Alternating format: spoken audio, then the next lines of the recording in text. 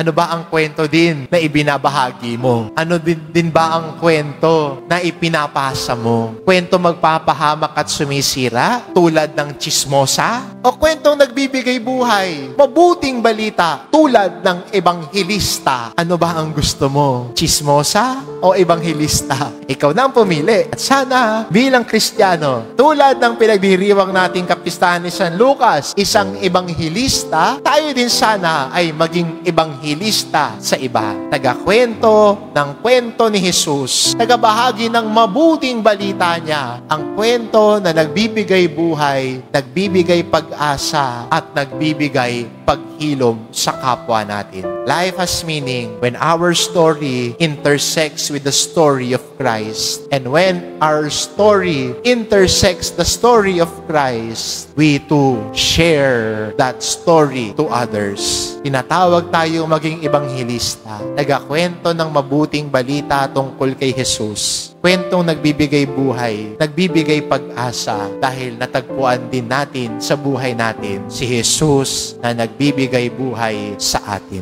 Amen.